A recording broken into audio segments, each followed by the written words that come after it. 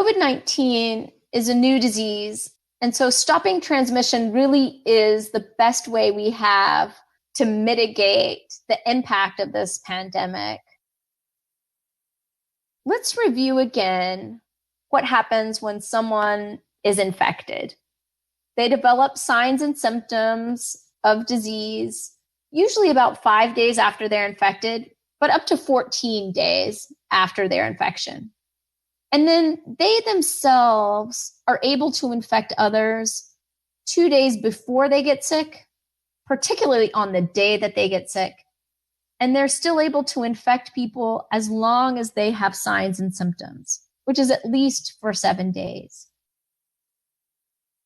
So let's imagine that they have contact with someone else on the day that they're sick, really as they begin to feel ill.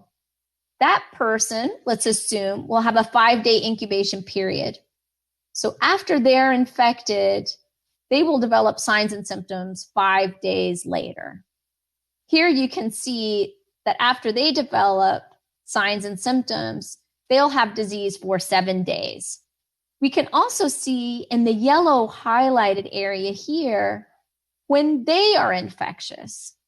So you can see that they are infectious 2 days before they become ill, which is really only 3 days after they were infected.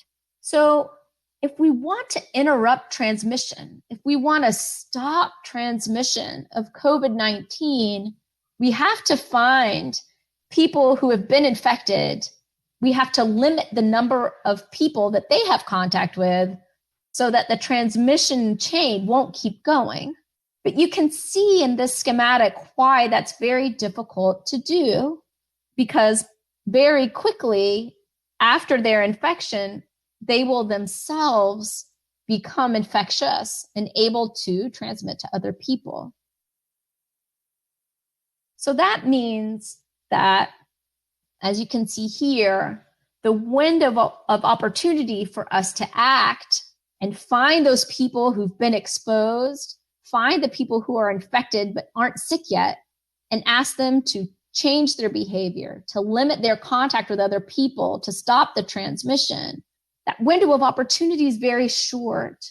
It happens very quickly.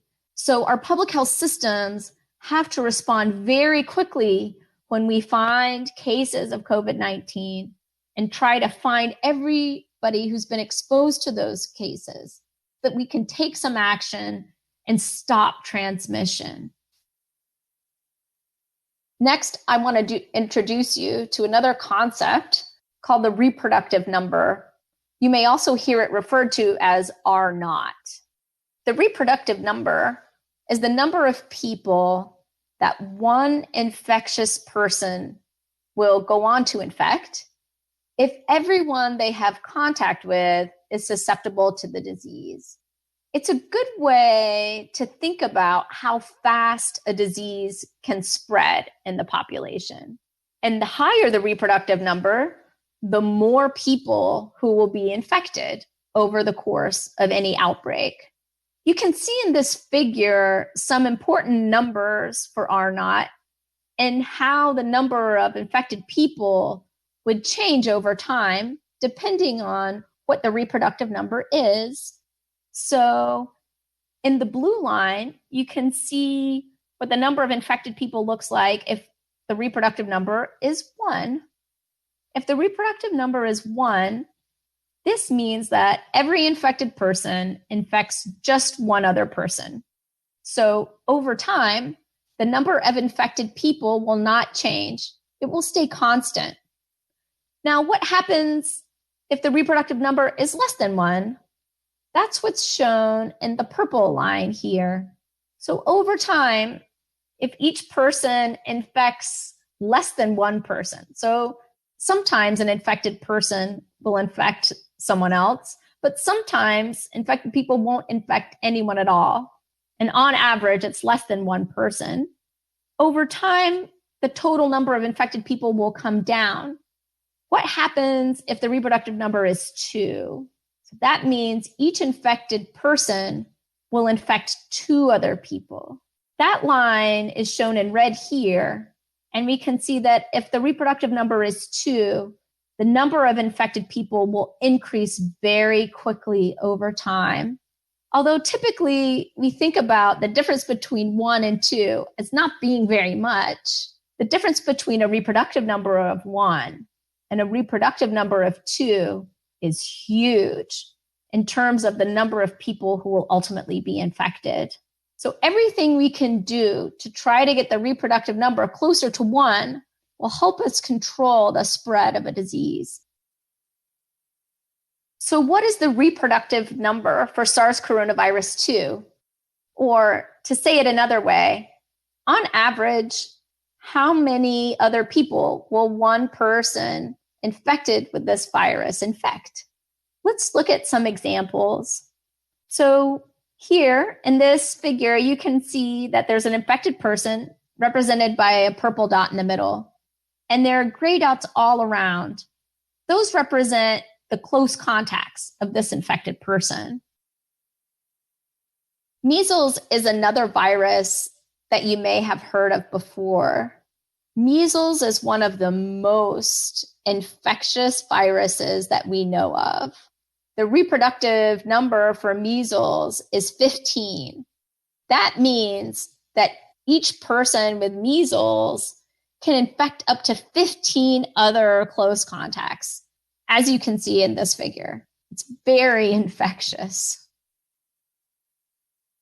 In this figure, we're looking at MERS, or Middle Eastern Respiratory Syndrome. That's another type of coronavirus. MERS is not very infectious. On average, each infected person, which is shown here in the purple dot, will infect less than one other person. You can see that in the dot just above that's partially covered in red. So MERS usually doesn't cause very large outbreaks because on average, each case will only infect one other person or less. Now let's look at the reproductive number of COVID-19. On average, each person with COVID-19 will infect 2 to 3 other people. And you can see that represented here. There are 2.5 close contact dots that are covered in red, showing that those are the people who are going to be infected. This reproductive number of 2 to 3 is very similar to the reproductive number for influenza virus. And you can see that here for comparison.